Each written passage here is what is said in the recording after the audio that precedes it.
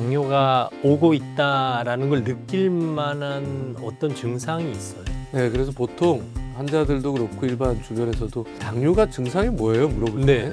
가장 주증상은 무증상이에요. 증상이 없습니다. 없어요. 보통 당뇨병의 증상이라고 얘기하는 흔히 많이 알고 계신 게 갈증도 나고 소변도 많이 보고 허기도 많이 지고 심하면 체중도 빠지고 네네. 이런 거는 혈당이 너무 높아졌을 때 평균 혈당이 200 이상을 넘어가고 당화혈색소가 10이 넘어갔을 때 나타난 증상이에요. 그러면 극도로 위험해질 때 나타나는 증상. 그 전에까지는 모르고 사는 거예요.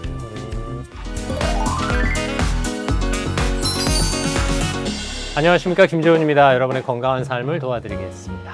일상의 질환 중에 가장 많은 분들이 앓고 있고 가장 많이 걱정하는 질환이 당뇨가 아닐까 싶습니다. 오늘 당뇨에 관해서 속 시원히 설명해 드리겠습니다. 명지병원 내분비내과의 이재혁 교수와 함께합니다. 어서 오십시오, 교수님. 네, 안녕하세요. 네. 명지병원 내분비내과 이재혁입니다.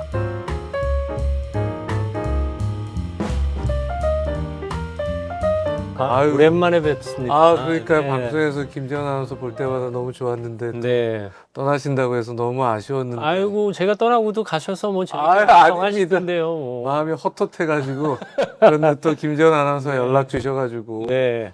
좀 깜짝 놀랐어요. 또 음. TV 이거 유튜브 채널을 만드셨다고 해가지고 네. 이제 또 시작하신가 보다 했더니 벌써 구독자가 30만이시더라고요. 아이고, 뭐 그냥 아. 편하게 이렇게 하고 있습니다. 딴 것도 아니고 저도 이제 유튜브를 보다 보니까 네. 깊은 90도 인사를 하게 되더라고요. 실제로 유튜브도 하신다면서요. 현장을 찾아가시더라고요. 네, 현장을 찾아가서 어르신들, 할머니들, 할아버지들도 얘기를 좀 해보려고 닥터스로그란 유튜브를 만들었습니다. 네. 만들었는데 어렵더라고요. 제가 방송에서 보던 할머니들 같이 다 재밌는 분들이 계신 게 아니라서. 네네. 이게 묘한 게 남의 유튜브 출연해서 할 때는 조회수가 잘 나오는데 내 그러니까요. 유튜브 할 때는 또 그러니까요. 조회수가 안 나와요. 한 명 한 명이 얼마나 소중한지 모르겠어요. 저 한 2달 정도 됐는데 네네. 하루하루 원래 그 신경 안 쓰고 잘 음. 그냥 하면 되겠지 했는데 요즘에는 거의 매일 얼마나 되나 네. 보는 한 명 한 명 넣는 거 또 신경이 쓰입니다. 저희 김재원 TV 구독자들이 아마 네. 단체로 응원을 가시지 않을까 네, 싶습니다. 닥터스 로그입니다. 네, 닥터스 로그를 검색하시면 네. 되겠습니다. 감사합니다. 실제로 앞서도 잠깐 말씀드렸습니다만 이게 일상에서 가장 많은 질환, 그렇죠. 또 일상에서 가장 걱정하는 질환이 당뇨가 아닐까 싶어요. 이게 당뇨병이 참 많아졌어요. 네. 우리나라도 제가 여러 자리에서 드렸지만 1970년대쯤에 세브란스 병원에 당뇨병 환자가 입원하면은 전 교수들이 신기해서 보러 갈 정도로 그래요? 굉장히 드물고 제가 어린 시절만 해도 네. 그랬던 얘기네요. 당뇨병이 뭐야? 선생님들도 잘 모르고 네. 그런 질환이었던 거고 들었습니다. 저도 음. 당시 저도 애기였으니까. 근데 지금은 우리나라 당뇨병 환자 인구가 20세 이상 성인 기준으로 네. 530만 명. 어, 더 무서운 건 이제 당뇨가 걸릴 위험이 있는 네. 전 단계가 1,500만 명이니까 그렇게 많아요? 이제 당뇨의 당자가 관련된 사람이 와. 성인 중에 절반인 거죠. 네. 2천만 명이니까 아, 당뇨란 게 진짜 일상생활에서 우리 생활에 너무 만연하게 깊숙이 관여되어 있는 질환이 아닌가 싶습니다. 네, 바꿔 말하면 교수님은 환자 끊길 걱정은 없으시겠네요. 그렇지만 어렵죠. 음. 환자들을 또 잘 고치고 케어를 해야 되는데 그런 분들의 이제 부담이 점점 많아지고 네. 저도 이제 저희 병원에서 일한 지 15년 정도 예. 됐거든요. 근데 보다 보니까 벌써 환자분들이 90세가 넘는 분들, 15년 이상 또 저 전부터 다니던 환자분들도 있으니까 이제 진료실에서 보면 당뇨 환자들이 예전에 뭐 일찍 돌아가시고 합병증을 고생하실 것 같잖아요. 근데 저희가 이제 워낙 치료를 잘 하다 보니까 네. 이제는 뭐 진료실에서 8, 90세는 너무 흔한 연령대. 그렇구나. 그래서 그 고령의 당뇨를 올해 3, 40년 동안 앓으셨던 환자분들을 어떻게 하면 또 관리를 해드려야 되나 이게 점점 더 부담이 되고 고민이 되는 거예요. 의사 선생님들 입장에서도 당뇨 환자가 많아진다는 건 그만큼 다양해진다는 그렇죠. 뜻이기도 한 거죠. 네. 요즘 당뇨병이 이제 저희 같이 성인만 걸릴 것 같지만 진료실에서 보면 깜짝 놀라는 게 고등학교 1학년, 그래요. 고등학교 2학년, 중학교 3학년 오. 이런 친구들이 성인과 같은 이형당뇨병이 많고요. 그래요. 소아청소년과 선생님들 만나보면 더 놀라워요. 초등학교 5학년인데 와. 이형당뇨. 그래서 당뇨병이라는 게 참 다양한 연령대에서부터 네. 시작을 하고 굉장히 오랜 기간 이제 음. 관리해줘야 되는 질환이구나 하는 생각이 듭니다. 이게 연령대가 낮아진다는 건 생활 습관 때문이라는 거예요. 그렇겠죠. 저도 이제 얼마 전에 이제 뭐 학교 모임을 하면서 소아청소년과 선생님들이 저희한테 막 뭐라고 나무라시는 얘기를 들었어요. 무슨 얘기인가 봤더니 우리가 분명히 10년 전에 소아청소년 비만이 너무 빨리 늘어난다라고 경고했잖아. 이거 주목해야 되고 치료 방법을 대책을 강구해야 된다고 얘기했잖니. 그런데 지금 10대 애들이 자라서 20대가 됐거든요. 그러네요. 가장 폭발적으로 당뇨가 늘어나는 대표적인 연령대가 20대인 거예요.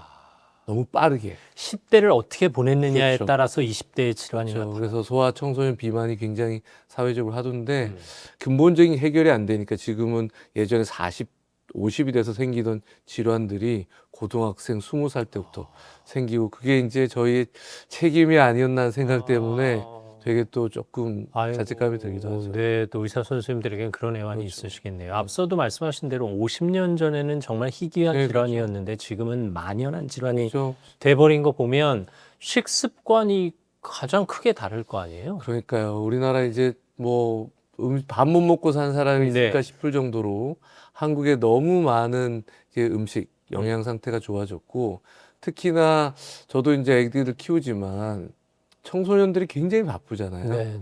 뭐 노느라고 바쁜 게 아니고 뭔가 할 게 너무 많아요. 맞아요. 그래서 애들 뭐 픽업해주러 드물긴 하지만 학원 가보면 애들이 학원을 갔다가 잠깐 들려서 간단하게 10분 편의점에서 밥 먹고 또 다른 학원을 가고 이런 생활들을 초등학교 때부터 한단 말이에요.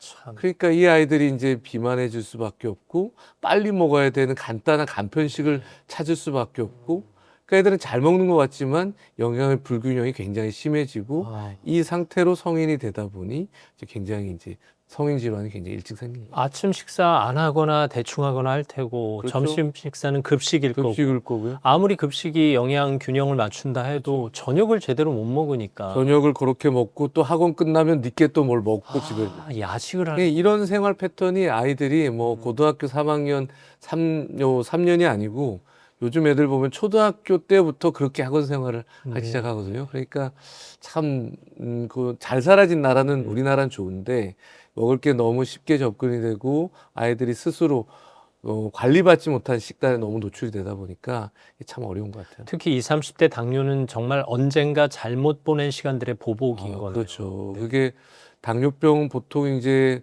어르신들이나 진료실에서 40, 50대 오면 앞으로 저랑 관리하면서 3, 40년을 잘해 봅시다. 이런 얘기를 하고 저음 관리하면 10년, 5년을 잘하면 3, 40년을 확실히 건강하게 잘 살 수 네. 있습니다. 뭐 보통 환자분들 50대 당뇨 진단 받으신 분들이 제가 오래 살 수 있을까요? 그럼 제가 뭐 잘만 하시면 100살 가시죠. 뭐 네. 했는데 20대들 보면 저도 버거워요. 얘네들 80년을 내가 살게 할 수 있을까? 예, 그 굉장히 큰 사회적으로도 많은 비용이 들고 사회적으로도 많은 책임이 드는. 그렇게 보면 완치라는 개념은 없는 거예요. 그렇죠. 이게 이제 몸이란 것은 대사란 거는 어떠한 이상이 생기면 그 이 대사 이상을 보완하기 위해서 몸이 굉장히 많은 보상 기전이 네. 작동을 해요. 보상 기전이 작동을 하는 동안은 질환이 생기지 않아요. 그래서 예전에는 이상이 있었지만 그 보상 기전이 버틸 수 있는 시간이 네. 10년, 20년이 있어서 마흔의 당뇨가 진단된 거죠. 그런데 이 보상 기전이 작동을 하는 걸 넘어서는 과도한 어떤 대사적 부담이 어릴 때부터 젊을 때부터 있는 거예요.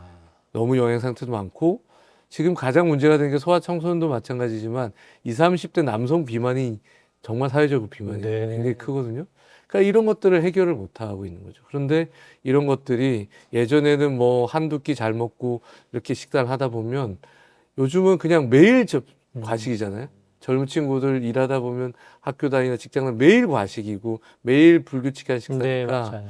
이게 이제 몸이 버틸 대사의 보상 기전이 오래 못 버티는 거예요. 그래서 대개는 그런 버티는 시간이 한 10년이라고 봤으면 지금은 5년도 안 되는 것 같고 불과 몇 년 새 이상이 저희 집 아이도 몸이 좋았어요. 특히 군대 갔다 와서 네. 몸이 아주 짱짱했는데 직장 들어가고 한 3년 차쯤 되니까 그리고 해외 쪽이랑 회의하는 일을 네. 하다 보니까 막 밤에 일하고 네. 그러다 보면 회의하면서 뭐 먹고 하다 보니 금세 살이 찌더라고요. 그나마 다행인 건 이제 결혼 준비한다고 살을 빼기 시작했어요. 네. 그러면 20대, 30대 비만이다 싶을 때 아휴 젊으니까 괜찮아 하지 않고 방심하지 말고 그쵸. 바로 빼도록 해야 그쵸. 되는 거네요. 바로 질환이 생기기 전이 골든타임인 거예요. 어. 그래서 검진을 받으면 보통 검진 받으면서 혈당이 조금 높고 네. 콜레스테롤이 조금 높잖아요. 네네. 지방간 조금 있다고 얘기해요. 그러면 뭐 누구나 다 있으니까. 아, 그러려니. 이게 골든타임입니다. 아, 오히려. 네, 그래서 제가 김재원 아나운서 뭐 자주는 못 뵀지만 네. 오랫동안 뵀는데 늘 느끼는 게 시청자분들이 보실 때 김재원 아나운서랑 저랑 비슷해 보이잖아요. 원동이.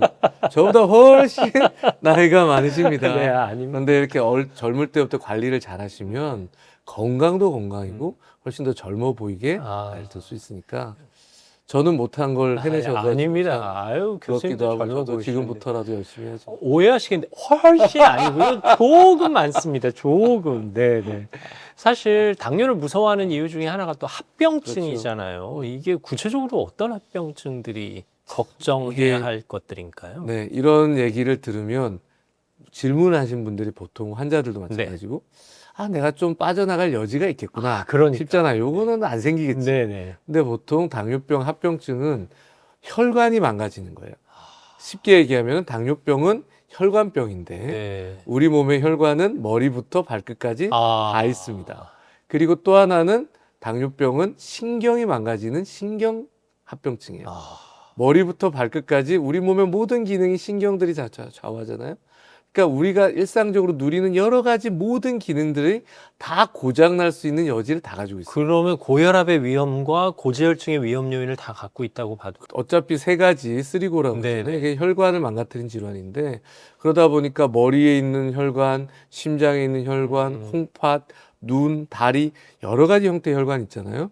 우리 심장에서 이제 혈관이 몸 밖으로 나가면 대동맥을 통해서 배를 통해서 쭉 가서 각종 장기로 다리 끝까지 혈관이 가게 되고 위로는 또 머리로 갑니다. 네. 그러면 처음 출발하는 혈관은 손가락 굵기만 해요. 근데 점점 가늘어지거든요. 결국 제일 끝으로 가면 실타래 같은 아주 작은 혈관인데 안타깝게도 제일 작은 혈관부터 망가지기 시작해요. 네. 몸에 있는 끝에서부터. 그러면 손발끝이 저리고 네네. 콩팥도 실타래 같은 혈관의 덩어리거든요. 그렇죠. 콩팥이 망가지고 눈이 망가지고 그런 망가짐이 지속되다 보면 좀 더 굵은 혈관이 망가지거든요. 그러면 우리 새끼 손가락의 한 절반 조금 안 되는 혈관들이 뇌에 있는데 네. 그러면 그 뇌의 혈관들이 망가지면 뇌졸중이나 중풍이 올 거고 심장에도 중요한 또 관상동맥이라는 게 막히면 심근경색이 올 거고 최근에 뭐 또 개그맨도 갑자기 네, 신기가 맞아요. 쓰러졌잖아요. 그래서 이런 혈관들이 다 망가지는데 문제는 혈관이 망가지는 게 신호가 1번부터 5번까지 천천히 오질 않아요. 나는 모르고 있는데 이 혈관들도 어떻게 해서든 그 기능을 하려고 버티는데 아, 난 더 이상 못하겠어. 그럼 쾅. 순간 포기해버리는. 순간 고장이 나는 거죠. 그래서 중풍도 전조증자가 없어요. 맞습니다. 갑자기 오고 심근경색도 오고. 그리고 신경들도 너무 많잖아요. 그러다 보니까 손발이 저리고 아픈 거 대표적인 증상인데 뭐 우리가 좋은 음식을 먹으면 많이 먹어야 되니까 장을 빨리 움직여 네네. 안 되잖아요. 안 되죠. 스스로 움직인다는 거예요. 네. 이런 자율신경이 몸에 굉장히 많은데 심장을 뛰게 하는 신경도 자율신경인데 당뇨병이 되면 심장 맥박수가 제멋대로가 돼요. 막 불규칙하게 뛰는 거죠. 장 운동도 빨랐다 느렸다. 그래서 변비, 설사 이런 걸 반복하게 되고 소변을 또 참아야 되는데 방광을 잘 참도록 해주는 것도 자율신경이거든요. 아. 그것도 안 되니까 소변을 자주 마렸다. 소변을 못 참기도 하고 밤에 자주 소변을 가기도 하고 여러 가지 모든 뭐 또 뇌의 신경들이 많잖아요. 어느 순간 보면 눈 알이 이제 따로 움직이는 거죠. 복시가 생기기도 하고 눈꺼풀 처지기도 하고 얼굴 마비되기도 하고 이런 모든 신경들의 기능들도 당뇨병과 무관하지 않기 때문에 머리끝부터 발끝까지 위험하지 않은 요인이 없네요. 그러니까요. 그래서 저희가 환자들한테 좀 더 과하게 환자들이 약간 감정이 상할 정도로 과하게 말씀을 드려도 뭐 안 아프니까 당장 모르니까 그러니까 그냥 그러시느가 나중에 후회하시는 분이 많죠. 그냥 의사 선생님들이 겁주려고 하는 그러니까요. 얘기겠지 생각하시는 거죠. 보통은 이제 남편분이 아내가 걱정이 돼서 네. 모시고 와서 막 두 분이서 논쟁하는 경우는 잘 없어요. 왜냐하면 아. 남편은 부인을 나무랄 권한이 없나 봐요. 그럴 자격이 자격이 없죠. 없나 봐요. 네. 그래서 남편분들은 동석에서 그냥 여성분이 환자로 오시면 그냥 듣고 있어요. 어. 근데 남성분이 당뇨병으로 오잖아요. 사모님이 오시잖아요. 와이프가 오면은 제가 막 얘기하는 동안 계속 야단을 쳐요. 아, 거봐 내가 뭘 했어. 거봐 나가면서까지 어. 계속 야단을 쳐요. 그래서 이런 좀 과하게 얘기를 해서 경각심을 좀 드리려고 하는데 한 6개월, 1년 다니시면 또 다 잊어버려요. 아이고, 네. 유독 신장 기능 이상, 눈의 이상이 많은 이유가 작은 혈관부터 시작되기 혈관이죠. 때문에. 혈관이 망가지는데 음. 혈관의 고장은 후진이 없어요. 아, 그러면 당뇨가 회복된다 해도 혈관은 회복이 안 되는 거예요? 그렇죠. 혈관은 기능이 떨어져서 혈관에 찌꺼기가 차고 막히고 네네. 혈관이 딱딱해진 과정을 가거든요. 네네. 근데 당뇨병은 혈당 수치가 좋아질 수도 있고 나빠질 그렇죠. 수도 있잖아요. 근데 혈당 관리가 되면 혈당을 관리하면서 시간이 지나면 어차피 합병증들이 서서히 오게 되는데 당뇨는 내가 너무 정신을 차렸어요. 아, 나 안 되겠다. 주변에서 혼났고 막 몸도 아픈 것 같고 해서 혈당 조절 너무 이제 정신 차려서 3년, 5년 만에 열심히 해요. 네. 근데 5년 동안 고장난 혈관은 되돌아갈 수가 없어요.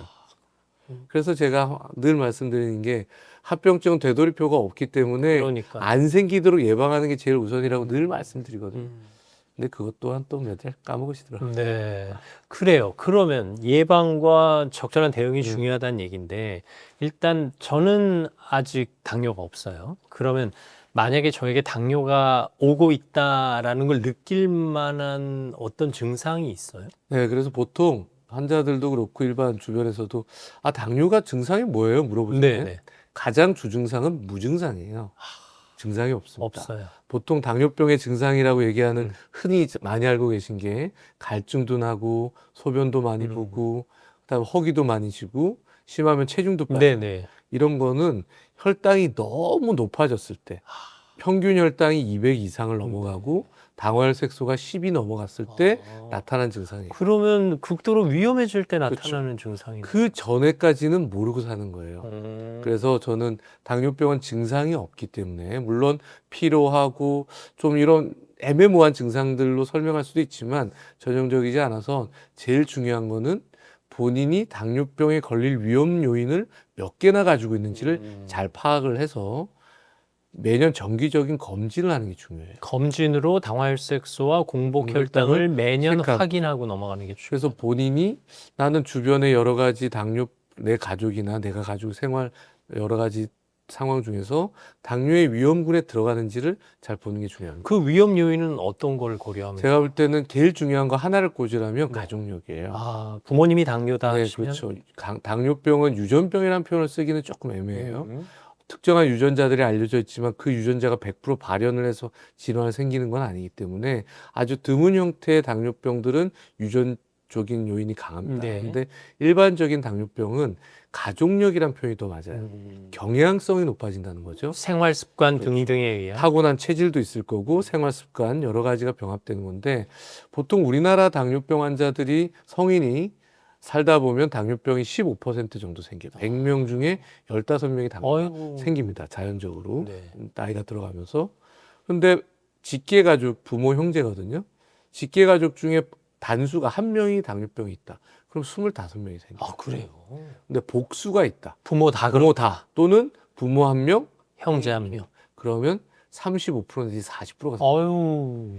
그러면 가족들 중에 당뇨가 있다는 거는 일반인들보다 내가 당뇨가 생길 가능성이 2배가 높다는 거죠. 네. 그건 선천적인 거고 후천적인 가장 큰 건 비만이 되겠죠. 체중이 많은 거. 그래서 이런 가족력이 있는 사람들 중에서도 60%는 당뇨가 안 생기잖아요. 네. 그래서 후천적인 것들의 관리가 가족력도 40%지만 60%의 후천적인 게 굉장히 중요하다는 거죠. 그래서 적정 체중, 정상 체중을 유지하는 게 굉장히 중요한데 이제 너무 편리한 세상이고 네. 살기 좋은 세상이고 스트레스가 많은 세상이다 보니 타고난 가족력도 많은데 후천적인 것도 점점점 해결 못하고 있는 세상이 되다 보니까 많아지는 거예요. 아, 맛있는 건 또 이렇게 많은지. 네, 거기에 더불어서 늘 뭐 많은 분들이 아시겠지만 당뇨병에 아주 친한 친구 2명이 있잖아요. 네네. 고혈압, 고지혈증이 있는데 그렇죠. 이 고혈압, 고지혈증은 당뇨병과 동시에 생기기도 하고 고혈압이 먼저 생기기도 하고 고지혈증이 먼저 생기기도 합니다. 생기는 원인은 거의 비슷한데 발현이 환자 가족인 특징에 따라 다르거든요. 근데 내가 가족력이 있는데 내가 고혈압이 있어요. 당뇨는 없는데 그럼 나는 곧 당뇨가 생기겠구나 사람들. 고지혈증 있어도 마찬가지고. 네. 그래서 그런 위험 요인들을 하나하나 따져가지고 아 내가 나이가 젊지만 나는 당뇨에 노출이 많이 되어 있구나. 그러면 미리미리 관리를 해야 되겠다. 미리 정기 검진을 받아야 되겠다. 하는데 검진을 또 받아요. 우리나라는 아주 좋은 나라입니다. 전 국민을 건강검진 시켜주잖아요. 그렇죠. 그러면 당뇨병은 당뇨병 딱 찍어서 다시 재검을 하려고 하는데 네. 당뇨 전 단계는 그냥 당뇨 전 단계라고 하고 그냥 말아요. 유야무야하고 네. 넘어가니까. 그래서 아, 난 당뇨가 아니구나 하는데 그 사람들이 2년 뒤면 당뇨가 되는 거예요. 네. 그래서 내가 당뇨 전 단계가 알게 됐다. 근데 우리 부모님이 당뇨다. 그럼 나는 이제 빨간불이 켜진 거예요. 운동하고 살 빼고 식단 관리하고 해야 되는 거죠. 그런 위험 요인들 가지신 분들 하셔야 되고 또 하나 최근에 많이 보는 트렌드는 뭐냐면 임신 연령이 굉장히 늦잖아요. 그렇죠. 저출산도 문제지만 네. 나이가 들어서 또 출산하려는 노력하시는 분들이 많아요. 근데 산모들의 나이가 많아지고 있잖아요. 그러니까 고령 산모들이 많아지다 보니까 임신성 당뇨가 굉장히 많아요. 임신성 당뇨였던 산모는 출산 이후에 40이 넘어가면 당뇨가 관리 안 하면 절반은 와요. 아이고. 그렇기 때문에 이런 분들이 이제 애 낳았으니까 괜찮아 하고 산후에 또 살을 못 빼고 이러다 보면 또 당뇨가 오거든요. 그러니까 그런 것들 하나하나 자기를 따져봐야 되는 거예요. 네. 말씀 듣다 보니까 이제 제 수치를 떠올리게 되는데 저는 당화혈색소는 5.5가 보통 나와요. 근데 조금 해이해지면 이제 5.6이나 5.7이 나올 때가 있어요. 그럼 또 좀 바짝 차려서 운동 열심히 하면 다시 5.5로 내려와요. 근데 어떻게 보면 5.7도 전 단계라고 하잖아요. 이제 시작이죠. 네. 그리고 공복 혈당은 88, 뭐 92, 뭐 요 정도 왔다 갔다 해요. 어떤 때는 79까지도 가고. 그러면 저 같은 경우는 그냥 살던 대로 살아요? 아니면 뭘 더 열심히 해서 어떻게든 5.5를 유지하려고 노력해요? 아, 뭐 제가 김재원 아나운서 열심히 사시는 건 아는데 네네. 어떻게 뭘 더 할지 저도 잘 답은 모르겠는데 그러니까, 네. 근데 지금 이제 나이가 들어가면서 조금씩 그런 변화들이 있을 수 있는데 네. 우리가 이제 이해해야 될 게 당뇨가 생기는 과정이 사람마다 다 다르거든요. 공복 혈당이 먼저 올라가는 분들도 있고 아. 식후 혈당이 변동이 먼저 생기는 분들도 네. 있어요. 둘 다 같이 생기는 분들도 있고 그런 것들 평균 내는 게 당화혈색소인데 보통 공복 혈당은 어떤 기관이 내 몸에서 책임을 지느냐? 공복 혈당 관리의 주체는 간이에요. 간 자체가 충분히 일을 하면 건강하게 대사적으로 일을 하면 공복 혈당은 잘 유지가 됩니다. 그런데 지방간이 있고 살이 찌고 네. 그다음에 간 기능이 떨어지거나 뭐 대표적인 지방간이겠죠. 그렇게 되다 보면 이제 일을 제대로 못 하는 거예요. 그럼 공복 혈당이 올라가기 시작하거든요. 식후 혈당은 물론 간도 혈당을 일으키는 관리하는 데 중요하지만 식후 혈당의 주 역할은 주로 담당하는 곳은 근육이에요. 그러니까 근육량을 충분히 키워가면서 이제 생활을 하시면 내가 먹었던 음식을 충분히 해결을 해나갈 수 있는 거거든요. 그래서 식후 혈당에 지금 예를 들어서 공복은 70인데 80인데 당화혈색소 5.8이다, 6.0이다. 그건 답은 식후 혈당이 있는 거거든요. 이런 분들은 조금 더 운동을 하면서 근력을 키우고 근력 운동을 조금씩 늘려가면서 근력 운동 쪽. 근육량을 좀 늘리는 방향으로 운동을 하고 식후에 혈당이 올라가는 식습관들을 조금 개선하면서 지내시면 될 것 같아요. 그래서 그런 패턴에 대한 이해도를 좀 하시면 내가 어떻게 관리를 하는 게 어떻게 앞으로 조금 더 개선하는지 도움이 될 거고 뭐 김지원 아나운서는 지방도 없고 아니 뭐 꼭 그렇진 않아요. 그리고 퇴직 이후에 살이 조금 쪘어요. 네네네. 아주 매일 편안해져서. 10여 년을 아침 새벽 4시에 일어나셨는데 그러니까 조금 어쨌든 늦잠도 주무시고 그러다 보니 이제 살이 좀 붙는데 제가 왜 교수님 만나면 네. 맨날 여쭤봤잖아요. 케이크 나요? 빵이 나요? 아유, 면이 나요? 냉면이 나요? 뭐 메밀이 나요? 뭐 이런 네. 비교에 의한 식습관 혹은 케이크는 절대로 안 돼. 뭐 햄버거는 절대로 안 돼. 뭐 이런 이게 일단 뭐 김지원 아나운서 같이 네. 정상혈당 범위 있는 분들은 식사를 너무 제한할 필요는 없어요. 그런 내 몸은 아직 그런 식사들을 해결해 낼 수 있으니까. 대신 칼로리가 높고 당 지수가 높은 식단들은 내가 정상적으로 해결은 하고 있지만 내게 계속 부담은 주는 거예요. 쉽게 얘기하면은 뭐 권투 선수를 예로 들면 잽을 맞으면 별거 아니잖아요. 한 번 잽 오면 맞고 뭐 또 해요. 네네. 근데 잽을 경기하면서 한 라운드에 100번 좀 맞으면 이제 1라운드 끝나고 나면 좀 아프잖아요. 혈당도 마찬가지예요. 이렇게 한 번씩은 괜찮아요. 뭐 괜찮- 케이크를 일주일에 한 조각 요만큼 먹는다. 네네. 괜찮고 또 당지수가 높은 걸 하면 운동을 그것도 하면 바로 해주면 돼요. 그런데 너무 좋아해서 요번에 너가 어떤 브랜드 케이크 나왔는데 아. 나 그 케이크 너무 좋아해서 매일 먹어야 돼요. 그러면 이제 그게 길어지면 누적이 되는 거죠. 살도 찌게 되고 면도 마찬가지예요. 우리가 뭐 저도 병원 앞에서 환자분들 많이 뵈거든요. 네네. 점심에 뭘 먹을까 고민이 되게 많이 돼요. 뭐 일산은 또 칼국수가 유명하니까. 그렇죠. 저희 병원 앞에 일산 칼국수 집이 있는데 갈 수가 없어요.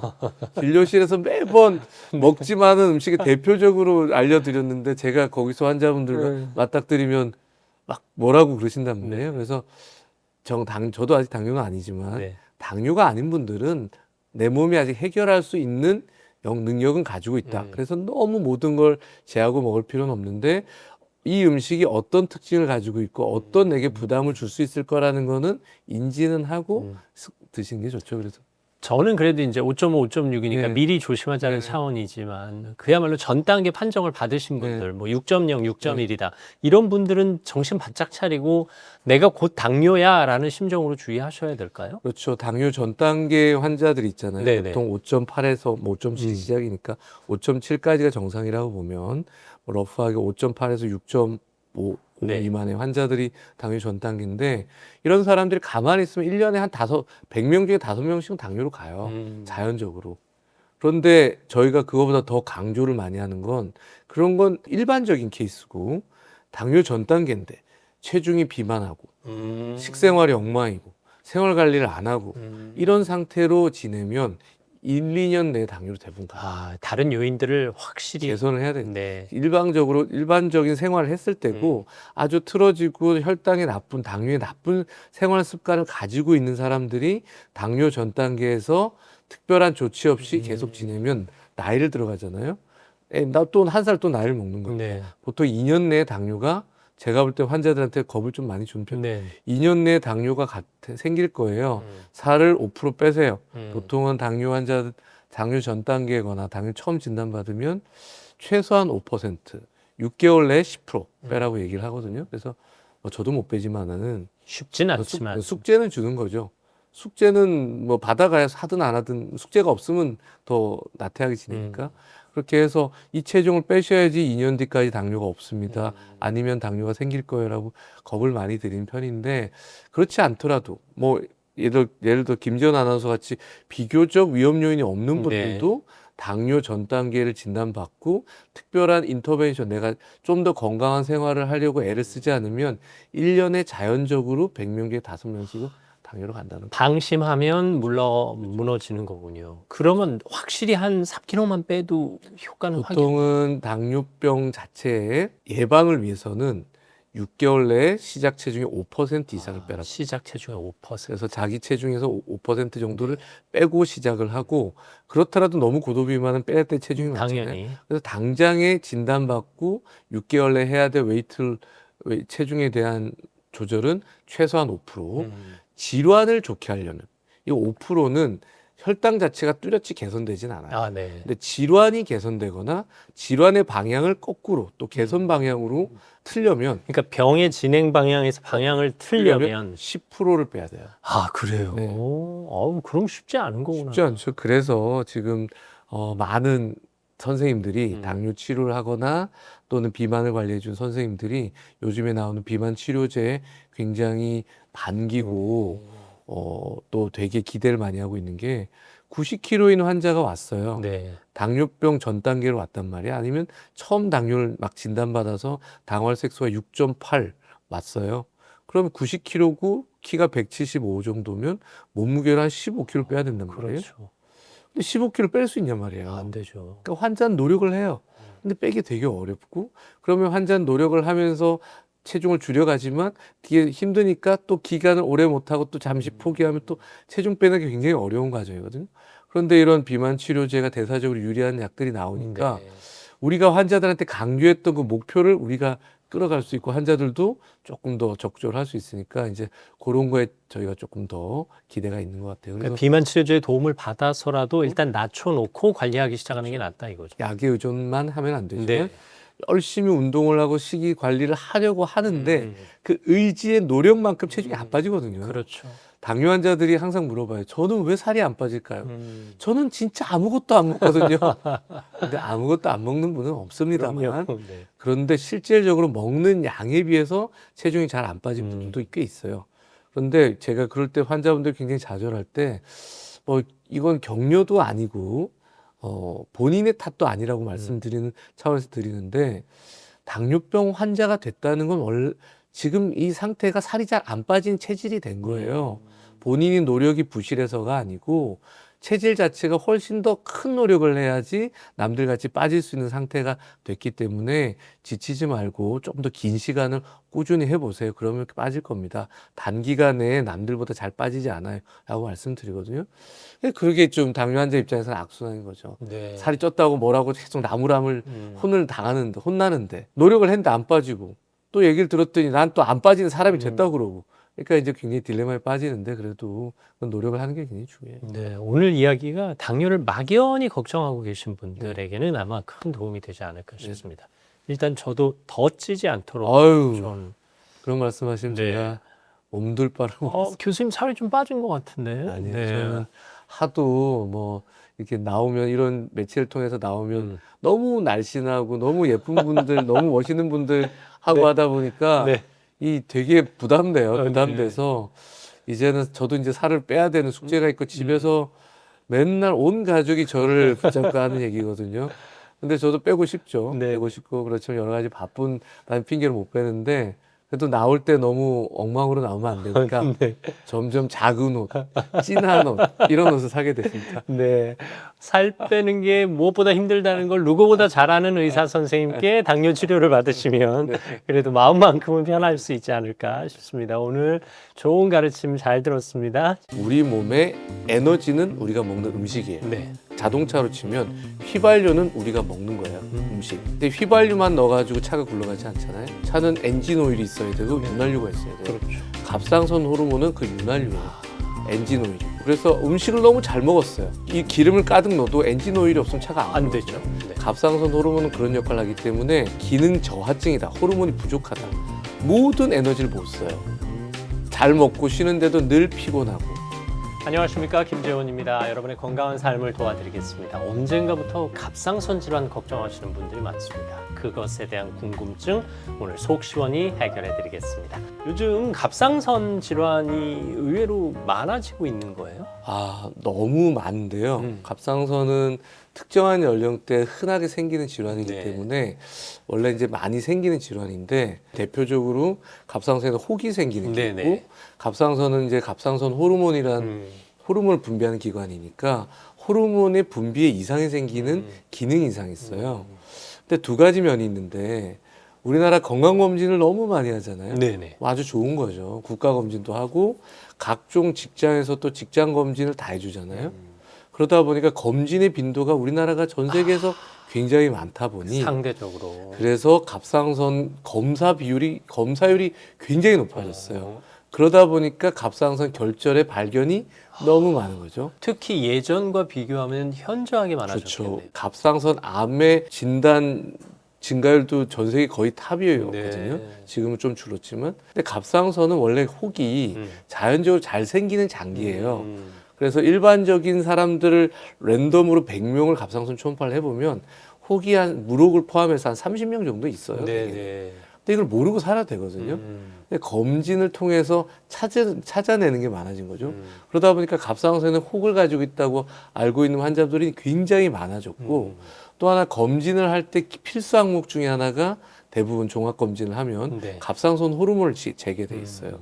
그럼 호르몬 측정을 통해서 내가 증상이 없는 범인데도 이상을 발견하는 환자들도 굉장히 많아져가지고 갑상선이란 기관의 혹이든 기능 이상으로 진단을 받아오는 사람들이 굉장히 많아졌고 또 하나는 갑상선 혹도 그렇고 기능 이상들도 양대 큰 축이 있어요. 발생률이 제일 많은 50대와 20대인데 아, 50대는 뭐 그렇다 쳐요. 뭐 그럴 수 있다 치고. 근데 직장인을 다니는 젊은 친구들이 많다 보니까 직장 검진을 통해 가지고 20대들이 너무 검진을 많이 해요. 네. 그러다 보니까 20대에서도 원래 많이 생기는 연령대라고 알려져 있는데 모르고 살던 저희 20대 때는 검진 안 받았으니까요. 그러니까 한국이 참 좋아졌습니다.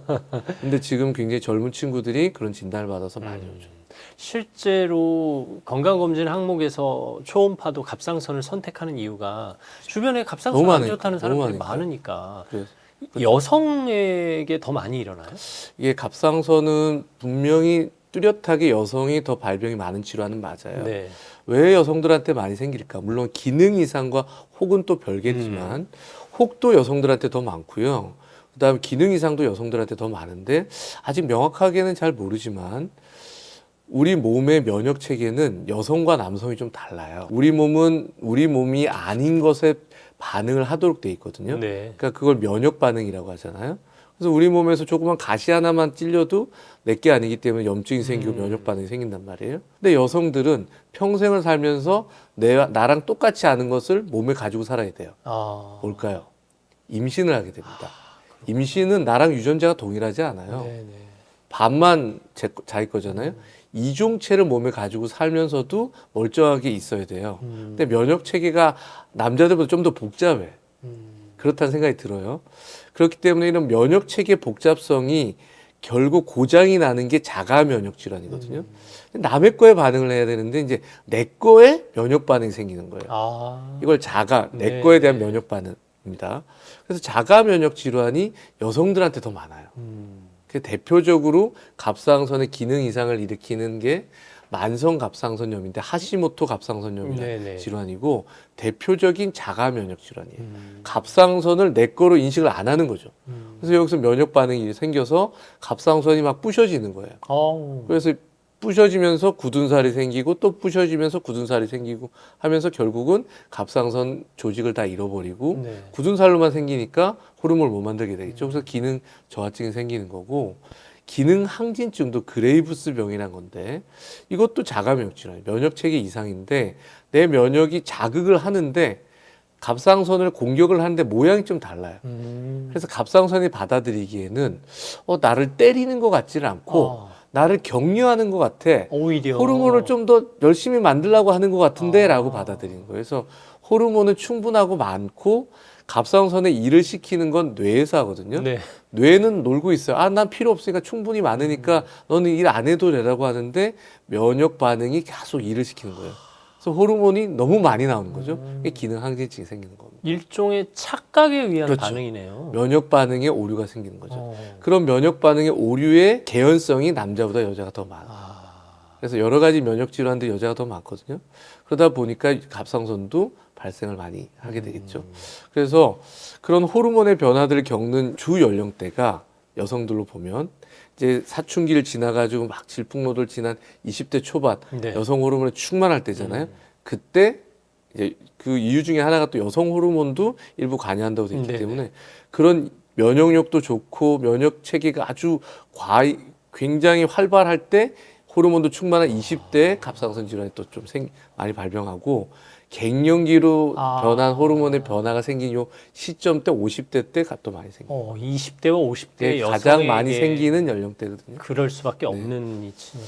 혹은 조금 다르지만 네. 혹은 뭐 발견한 시점에 알게 되는 거지만 여성들이 좀 더 많은 것으로 알려져 있는데 또 명확하게 뭐 여성 호르몬이 관련한다고 또 해야 있지만 명확하게 밝혀져 있는 이유는 없어요. 그렇지만 통계적으로는 여성들 발병 비율이 훨씬 많고 갑상선 암의 발병 비율도 더 많습니다.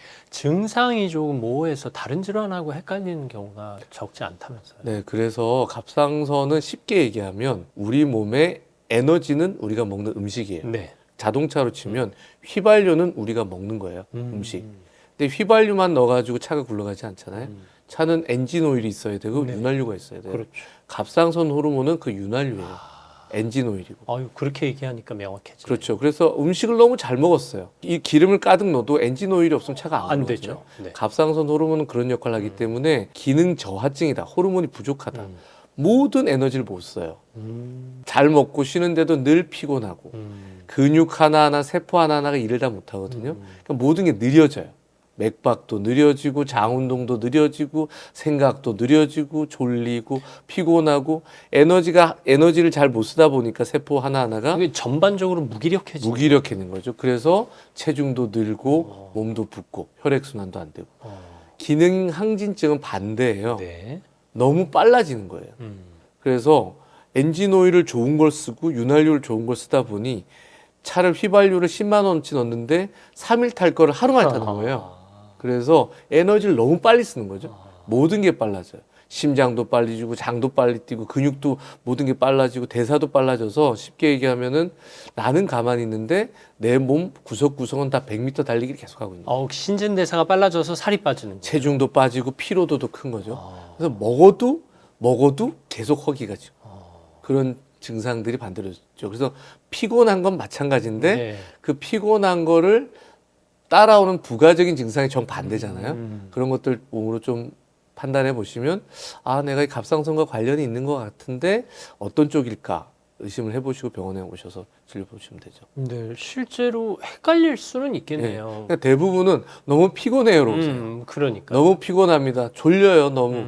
그런 증상인데 본인은 이제 이런 구체적으로 모르시니까 근데 하나하나 물어보면 반대 증상과 이게 나눠지는 경우들이 있거든요. 그래서 그런 증상을 보고 치료가 어려운 건 아니죠. 이제 예를 들어서 자가 면역 질환이라는 걸 이해하셔야 되는데 내 몸의 면역 체계가 고장났다고 했잖아요. 네네. 이 면역 체계가 고쳐지지가 않아요. 아, 그래요? 이 자가 면역 질환은 근본적으로 조절을 하는 거지 근본 완치가 되는 건 아니거든요. 그러니까 두 가지 축이 있다고 그랬는데 하시모토 갑상선염은 갑상선을 계속 때려가지고 네네. 망가뜨리는 거예요. 근데 망가뜨리는 과정이 이렇게 막 크게 팡 치면 놀래가지고 뭔가를 하겠는데 계속 이렇게 때려요. 잽으로 이렇게 계속 때려요. 계속 때리니까 조금씩 멍이 들면서 괜찮겠지 하겠죠. 그러다 보면 그게 시간이 10년이고 간단 말이에요. 가랑비에 옷 네, 젖듯이 그래서 그냥. 결국은 다 염증, 굳은살로 바뀌어버려요. 그 과정을 멈추기가 어렵거든요. 그럼 나도 모르는 사이에 진행이 그렇죠. 되는 그래서 거예요. 하시모토 갑상선염을 진단받으면 처음에는 이제 일부분만 염증이 있으니까 기능은 정상일 수 있는데 그렇게 진단을 받으면 환자분들한테는 살다 보시면 기능 저하증으로 대부분 가실 겁니다. 그 시기는 잘 모르겠지만 경과를 보셔야 됩니다라고 말씀드리는데 그래서 기능 저하증은 내가 기능 저하증을 하시모토 갑상선염이라는 자가 면역 질환 때문에 진단받은 거면 평생 가겠구나라는 생각을 하시고 부족한 호르몬을 보충하는 겁니다. 대신 기능 항진증인 그레이브스 병은 조금 다른데 완치할 수는 없어요. 이 원인을 없앨 수는 없습니다. 자가 면역 반응을 없앨 수는 없는데 이거 조절을 하는 거예요. 면역 반응을 줄여서 이제 자꾸 불필요한 오해를 불러일으키는 일을 하라는 신호를 없애면 되잖아요. 이 신호를 자꾸 줄이는 거예요. 줄여가지고 이제는 신호를 갑상선이 안 느낄 수 있던 상황이 되면 완치가 되는 거거든요. 그래서 보통은 약물 치료를 통해 가지고 이 신호를 점점 줄이고 갑상선이 정상 기능을 하도록 하는데 보통은 환자들한테 최소한 2년은 하라고 합니다. 2년, 3년은 치료를 해야 되거든요. 그래서 완치를 기대해보고 치료를 하는데 100% 된다고 볼 수는 없고 네네. 원인이 살아있다 보니까 완치를 했지만 또 재발할 여지가 충분히 있고 만약에 먹는 약을 먹는데도 완치가 안 된 분들이 있어요. 그러면 이 조절을 결국 못하고 살게 된단 네. 말이에요. 그럼 그 기능 항진증이 몸에 많은 무리를 주기 때문에 그때는 그러면 우리가 방향을 좀 틀어가지고 이 병 자체를 없앨 수는 없는데 정상으로는 살 수 있는 기회가 이제는 없으니 기능 저하증으로 삽시다라고 해요. 그래서 기능 저하증을 만드는 치료를 해요. 그래서 방사선 동요소 치료, 요오드라는 거에 동요소를 붙여가지고 기능을 없애는 거예요, 인위적으로. 그래서 수술로 갑상선을 제거해버려가지고 기능 저하증을 만드는 겁니다. 일정하게 사는 거예요. 기능 항진증은 계속 올라갔다 내려갔다 변동이 많아서 힘들거든요. 그래서 차라리 이렇게 힘들게 몸에 무리를 주느니 정상이 될 기회를 내가 잃었다면 기능 저하증으로 좀 안정적으로 예측되는 경과를 봅시다라고 하고 2차 치료를 건 것 같아요. 그러면 언뜻 들어서는 항진증보다 저하증이 조금 덜 힘든 거예요? 사람마다 느끼는 힘듦은 또 다 차이가 있어요. 뭐 본인의 질환이 제일 이게 힘드시겠지만. 호르몬이란 건 굉장히 예민하기 때문에 네. 정상인데도 기능 저하증 같이 느끼신 분들도 있고 호르몬을 보충해서 정상 수치를 만들었는데도 늘 필요하신 분들이 있어요. 호르몬에 대한 만족도나 민감도는 다 다른데 기능 저하증은 내가 1년, 2년, 10년을 사는데 변동성이 없는 거예요. 그냥 하나의 일정한 뭔가가 내 삶에 있는 거죠. 뭐 이를테면 동남아처럼 같은 계절을 쭉 그쵸. 사는 거예요. 그냥 똑같은 나의 생활에 평생을 건강 관리하는 네. 일정한 한 면이 만들어진 거죠. 그 패턴대로만 그쵸. 살면 그렇죠. 근데 기능 항진증은 계속 요동을 쳐요. 조울증처럼 왔다 갔다. 악화됐다가 좋아졌다, 재발했다, 좋아졌다 이런 걸 하기 때문에 이런 호르몬이 급격하게 변동한 이 과정에 여러 가지 몸의 무리가 따르고 있단 말이죠. 차라리 난 그냥 아프더라도 한결같았으면 좋겠어. 뭐 이런 그래서 바람을 하시고. 물론 기능 저하증도 좋은 건 아닌데 네. 기능 항진증으로 고생할 거면 두 번째 옵션으로 좀 안정적이고 예측 가능한 삶을 삽시다라고 권고를 합니다. 항진으로 충분히 고통받으셨던 분들은 차라리 그렇죠. 저하가 그렇죠. 좀 덜 힘들 그렇죠. 수도 있겠네요. 힘들거든요, 기능 항진증. 근데 치료의 관점에서 보면 저하보다 항진이 치료 가능성은 조금 있죠. 더 높은 그래서 거죠. 열심히 치료하라고 해요. 네. 그래서 약물 치료가 종류가 많지 않기 때문에 특정 약으로 치료를 하는데 되게 안타까운 걸 많이 보는 게 기능 항진증 환자분들이 굉장히 올 때 탁 표정이 달라요. 저하증과 기능 저하증은 들어올 때부터 이렇게 그래요. 기운이 별로 없어요. 딱 보면 아시겠구나. 기능 항진증은 뭔가 난 지금 뭐 하여튼 그런 거 막 정신이 없죠. 이렇게 약간 좀- 업돼 있어요. 어. 업돼 있고 굉장히 상기된 모습으로 오거든요. 그래서 물어보면 굉장히 힘든 생활을 했어요. 아이고. 체중도 많이 빠지고. 네. 근데 이게 치료를 하면 3, 4개월 치료를 하다 보면 굉장히 몸이 편해지거든요. 그러면 이제 매일 먹어야 되는 약을 바쁘다고 이틀에 한 번, 아유, 3일에 한 번 방심하는 방심하고 또 뭐 프로젝트가 있고 어디 출장 가야 된다. 두세 달 안 먹고. 아, 그럼 또 이제 재발하고. 이런 반복하는 경우가 너무 많아서 3년 동안, 2, 3년 동안 병원과 정기적으로 다니면서 꼭 병원이 완치됐다는 얘기를 할 때까지는 끊으면 안 됩니다라고 얘기를 하는데 그렇게 다 다니신 분이 뭐 10명 치료하면은 한 6, 7명 되지 그래요. 않을까요? 그것도 이제 성향에서 오는 것도 있겠네요. 말씀 듣고 보니까 면역 체계 이상이어서 네. 어떻게 딱히 예방할 수 있는 방법이 있을까 네, 싶네요. 이것도 예방하기는 좀 어려운데 두 가지 질환은 대표적으로 가족력이 아주 아, 그렇구나. 특히 어머니, 여성들의 가족력도 네. 굉장히 큰데 부모들 중에 형제들 중에 할머니 뭐 이렇게 직계 가족이 아니더라도 갑상선 질환, 기능 질환을 가지고 있는 사람들은 검진을 해야 돼요. 정기적으로. 그래서 정기적인 검진을 통해 가지고 1년에 한 번씩은 체크업을 해주고 증상이 조금이라도 이런 갑상선 기능 이상에 대한 증상을 설명드렸잖아요. 증상이 조금이라도 내가 의심이 되거나 지속되면 한 번씩 꼭 확인을 받아보고 특히나 20대, 50대 많이 생긴다고 그랬잖아요. 그 연령대는 꼭 스크린을 해보시고 또 내가 부모로서 질환을 치료받고 있으면 자녀들을 정기검진 시켜주시면 좋을 것 같아요.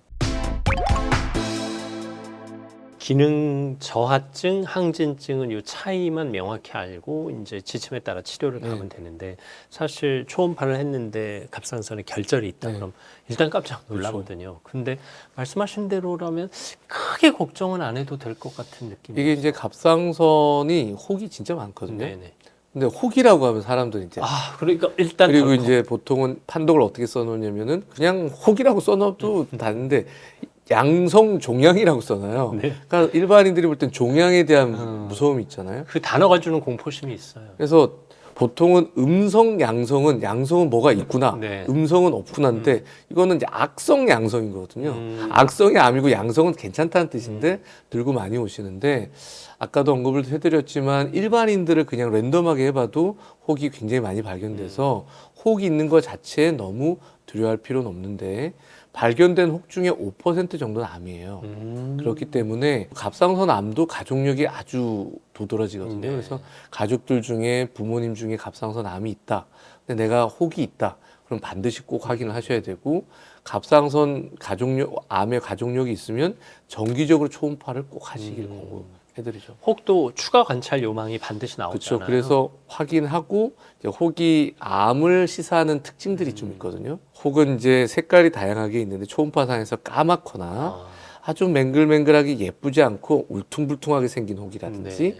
혹이 접시 모양 같지 않고 이게 빼빼로 같이 길쭉하게 이렇게 아. 아래 위로 길쭉한 혹들이 있어요. 이런 혹들 그리고 혹에 돌가루가 섞여 있는 혹들 이게 대표적인 암을 시사하는 혹인데 그런 혹들을 선생님들이 아마 보시면 더 경각을 주실 거예요. 빨리 진료 보라고. 그래서 그럴 때는 조직 검사를 꼭 해보시고 조직 검사는 이게 새침 검사라고 해서 바늘로 찔러서 하는 검사라서 어렵지 않거든요. 그래서 해보시고 진단을 암을 받으시면 치료를 하셔야 되고 그런 검사를 했는데 암이 아니었다. 네. 그럼 이제 너무 걱정할 필요는 없고요. 정기 검진을 통해 가지고 이제 또 이 혹이 어떻게 자라고 있는지 변화가 될지를 1년에 한 번씩 검진하시라고. 지난 검진 때보다 커졌다 이러면 약간 경계해야 할. 이게 자라는 거는 암이 아닌 혹도 자라긴 자라거든요. 네. 혹의 특징에 따라서. 그런데 1년이란 경과의 기간 동안 의미 없는 변화는 놔두셔도 되고 크기가 커졌지만 혹 자체의 캐릭터나 모양이 너무 괜찮은 혹이다. 아. 그러면 그것도 괜찮아요. 10년째 크게 변화가 없다. 그럼 그러면 놔둬야죠. 진짜 걱정 없는 그렇죠. 거죠. 놔둬야죠. 네. 암 진단 얘기하셨는데 사실 암 중에서는 그래도 착한 암이다. 그렇죠. 뭐 그래도 괜찮아. 그렇죠. 뭐 또 연기면 더할 나위 없이 괜찮아. 이제 주변에서 그렇게들 그렇죠. 위로하시잖아요. 진짜 그렇게 걱정 안 해도 되는. 이게 암에 착한 암이 어디 있겠습니까? 그러니까요. 그런데 이제 갑상선 암을 보시는 선생님들은 너무 위중한 케이스도 많이 보시니까 근데 그러시겠죠. 일반적으로 우리가 겪게 된 갑상선암은 치료가 굉장히 용이한 건 맞아요. 보통 갑상선암은 크기를 1cm를 기준으로 크기가 작은 암, 큰 암, 크기 큰 암으로 크기를 나누는데 대부분 작은 크기에서 많이 발견이 되는데 크기가 크지 않은 형태의 갑상선암은 수술만으로 완치가 되는 가능성이 거의 99%예요. 그래요. 그래서 임파절 전이나 원격 전이가 돼서 다른 곳에 전이가 되는 비율도 적고 갑상선암의 특징이 종류가 4가지가 있거든요. 특히나 유두상암이나 여포성암이 가장 흔하고 우리나라는 유전적으로 유두상암이 대부분이거든요. 95% 이상, 90% 이상 유두상암인데 이 4가지 암 중에 또 제일 착한 캐릭터예요. 네. 그래서 우리나라 환자분들은 대개는 갑상선암의 예후가 굉장히 좋고 수술만 적절한 시기에 잘 받았으면 그걸로 대개는 완치가 되는 경우가 많아요. 그리고 환자들이 느끼시기에도 암이라고 그러면 수술 받고 항암도 해야 되고 이런 걸 해야 되는 거 아니야 생각하시겠지만 수술 자체로 거의 다 완치가 되고 수술 요즘에는 예전에는 또 전체를 다 뗐거든요. 근데 갑상선이 이렇게 나비 모양으로 생겨 있는데 네네. 혹 있는 쪽만 떼는 경우가 많아서 나머지 한쪽으로 평생을 잘 살아가는 분들도 많아서 이게 수술했다고 했을 때 처음에 걱정은 했는데 지내고 보니까 뭐 잘 모르고 잘 사는구나 싶어서 굉장히 좋은 이미지가 많은데 그래도 재발할 사람들은 재발하거든요. 그래서 크기가 너무 컸다든지 처음 진단했을 때 임파선 전이가 있었다든지 하는 경우는 쭉 경과 관찰을 해야 되고 워낙 천천히 자라는 암이다 보니까 보통 암은 5년 동안 재발이 없으면 병원에서 이제 네. 졸업하세요라고 완치 합니다. 판정을. 근데 갑상선암은 10년까지 보라고 합니다. 그렇구나. 그래서 10년 뒤에 재발률을 평가하는 경우가 많죠. 전절제냐 부분절제냐도 고민하듯이 또 요즘은 절제 안 하겠다고 수술 안 하겠다고 하시는 분들도 네, 그것도 여전히 논쟁거리인데 자, 저희가 이제 미세 유두암이라고 하는데 0.5cm 미만에 발견되는 암들이 있어요. 그래서 이제 0.5cm 미만이지만 너무 작으니까 캐릭터도 명확하게 보이진 않지만 그래도 좀 나빠 보여서 조직 검사를 요즘에 워낙 잘하시니까 한단 말이에요. 그래서 암을 진단을 했어요. 근데 너무 작은데 이걸 떼야 되느냐 말아야 되느냐. 그러면 이 혹은 원래 조그마한 혹이냐 아니면 너무 작을 때 발견된 거냐 모르잖아요. 클 수도 있는 거니까. 그렇죠. 그래서 선생님들이 이제 예전부터 연구를 해서 0.5cm 미만의 미세 갑상선암을 경과를 관찰해 보니 그렇게 빨리 자라거나 크게 커지는 비율이 크진 않더라. 그래서 고령이거나 또는 수술 위험 부담이 있는 분들은 그냥 경과 관찰하면서 보기도 하는데 워낙 또 일찍 발견되는 분들이 많고 젊은 나이에 발견되는 분들이 많아서 이게 20년을 팔로우를 하고 30년을 경과를 봐야 되잖아요. 그렇게 힘들게 또 경과를 보느니 요즘 수술 방법들이 워낙 또 비침습적으로 복강경이나 네. 로봇 수술을 많이 하기 때문에 수술 자체가 어렵지 않아서 그렇게 몇십 년을 고민하고 사느니 그냥 수술하시라고 공고하기도 합니다. 그래서 그거는 이제 환자의 건강 상태나 동반질환 상태에 따라서 결정하시면 되는데 수술을 너무 부담스러워하거나 하신 분들은 안 하고 지켜보기도 해요. 저도 한 4분 정도는 고령이신 분들은 수술 안 하고 아, 경과 보고 그러세요? 있거든요. 그래서 연세 있으신 분들 더 천천히 잘하니까 그냥 특별한 문제 없이 지금 한 10년째 보고 계신 분도 있어요. 제 주변에도 절제한 친구들이 꽤 돼요. 네. 5명 이상 음. 되는데 뭐 다들 아무 문제 없이 네. 잘 살고 있는데 그렇죠. 일단 평생 약은 먹는 거죠. 근데 이제 부분 절제를 하면 약을 안 먹는 게 아. 요즘 트렌드고요. 약을 뭐 반알 먹는다 이런 개념도 아니고. 그러니까 갑상선이 이렇게 나비 모양으로 있는데 딱 반을 네네. 절제하거든요. 이 반이 어떤 상태인지가 중요해요. 기능을 제대로 하면 그래서 병이 하나만 있지 않잖아요. 하시모토 갑상선염이 있는데 거기 암이 생겼어요. 네네. 그럼 수술을 했잖아요. 네. 나머지 갑상선은 남겨놨지만 음. 이게 정상이 아닌 거예요. 그러면 수술 안 해도 기능 저하증이 될 사람들은 또 먹어야 되겠죠. 네네네. 근데 갑상선 자체 정상적인 기능을 잘 가지고 있는데 혹만 딱 생겨 수술했다. 나머지 반이 대부분 정상적인 일을 잘 하기 때문에 그런 경우는 약을 끊고 지내는 분들이 네. 많아요. 약을 필사적으로 먹더라고요. 자동차에도 두고 가방에도 두고 그래서 네. 하루 이틀 안 먹으면 좀 힘들어지는 약간 거예요. 본인이 조금 호르몬에 예민하신 분들은 피로함이 좀 있어요. 네. 그래서 그런 적은 수치에도 예민하신 분이 있어서 본인이 그런 거가 조금 힘들어서 그렇게 빠지지 않도록 원래 그것도 개인 차이가 있는 개인 차이가 꽤 거군요. 커요. 앞서 말씀하신 기능 저하증, 기능 항진증도 암으로 갈 가능성이 기능 질환과 혹은 별개의 별개의 문제입니다. 문제입니다. 물론 혹이 호르몬에 영향을 주는 혹들도 드물게 있어요. 우리나라는 대부분의 기능 항진증은 그레이브스 병인 네. 자가면역성 질환으로 생기고 기능 저하증은 대부분이 하시모토인데 노인들에서 기능 항진증이 생겼는데 보통 20대, 50대가 많이 생겼다고 했잖아요. 근데 70대 어르신이 기능 항진증으로 처음 진단받은 거예요. 그런 경우는 혹에서 호르몬을 많이 분비하는 혹이 생기기도 해요. 이런 걸 독성 결절이라고 하는데 혹 자체가 예를 들어 뭐 우리 별 같은 태양 같이 네네. 스스로 막 호르몬을 과다하게 분비하는 혹이 생겨서 기능 항진증이 생기기도 하거든요. 그런 건 고령에 특히 좀 많아서 그런 경우는 좀 혹을 제거한 수술을 해야 되겠죠. 네. 그래서 대부분 환자들이 많이 물어봐요. 하시모토 갑상선염이 굳은 살이 많습니다. 그러면 저는 암은 안 생기나요? 별개 문제입니다. 하시모토 갑상선염이 없는 사람과 있는 사람의 암 발병률이 그렇게 차이가 나지 않아요. 그래서 그러면 뭐 일반 사람이 생기는 가능성과 동일합니다라고 말씀드립니다. 암이 전이 되면 주로 임파선으로 전이 돼요. 처음에 요 목 주변에 임파선으로도 네. 되고요. 암의 캐릭터마다 다른데 뭐 폐나 뇌 전이가 안 되는 곳은 없어요. 다 전신으로 되긴 되는데 그 일반적인 암보다는 좀 덜하고 대신 암의 크기가 컸다든지 암을 처음 진단받았을 때 갑상선이 이렇게 나비 모양 같이 생겨 있는데 그 갑상선을 쉽게 얘기하면 크린랩 같은 랩이 네. 막이 싸고 있거든요. 근데 혹이 그 경계에 있으면서 막을 뚫고 나간 형태로 생긴 혹들은 전이가 또 될 수 있겠구나. 또는 처음 진단받을 때부터 임파선 전이가 있는 혹들도 암들도 있잖아요. 그런 암들은 임파선 제거하지만 내가 모르는 어딘가에 또 있을지 모르기 때문에 경과 관찰을 조금 더 유심히 해야 되고 그런 분들은 후속 치료를 한 번 더 해야 돼요. 그래서 보통 갑상선 암 수술 끝나는데 임파선 전이가 있다든지 주변 조직이 붙어 있었다든지 하면은 눈으로 보이는 건 다 뗐는데 안 보이는 게 있잖아요. 네네네. 그럼 그런 걸 다 없애려고 전신 방사선 요오드 치료를 해요. 그래서 요오드란 건 갑상선 세포가 갑상선 호르몬을 만들기 위해서 재료로 쓰는 거거든요. 네네. 그래서 갑상선 세포가 있으면 요오드를 가져가게 돼 있어요. 근데 요오드에다가 방사선 물질을 묻혀가지고 먹습니다. 먹으면 내 몸에 어딘가 있을 갑상선 세포들이 그걸 다 가져가요. 그러면 갑상선 세포가 요오드란 걸 먹어버렸는데 네네. 거기 방사선 물질이 묻어있으니까 세포가 다 죽어버려요. 그렇겠네요. 그렇게 해서 눈에 안 보이는 작은 갑상선 조직들도 다 없애는 치료를 후속 치료로 할 수도 있어요. 네. 어쨌든 규칙적으로 운동하고 적절한 식습관에 수면 충분히 하면 기본적으로 그렇죠. 갑상선 질환은 호르몬 질환이잖아요. 호르몬 질환에 가장 영향을 주는 1번은 스트레스예요. 그래서 기능 항진증이 재발하는 가장 큰 요인은 스트레스입니다. 스트레스는 심적, 육체적 여러 가지가 있잖아요. 그래서 환자분들한테 제가 완치가 된 분들한테도 기능 항진증으로 이제 경과를 1년 뒤에 봅시다. 너무 힘들게 살면 안 됩니다. 네, 네. 체력적으로 부담되게 오래 지내면 안 되고 심리적으로 여러 가지로 과도한 스트레스가 오래 지속되면 재발합니다.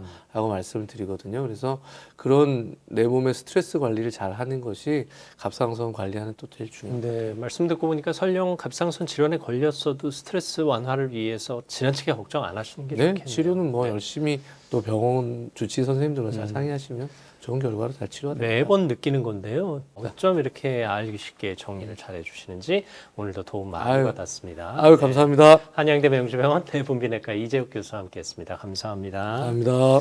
눈에 보이지 않는 기관이지만 우리가 마음을 써야 합니다. 마음을 쓰는 만큼 그는 또 건강하게 우리를 지켜줄 겁니다.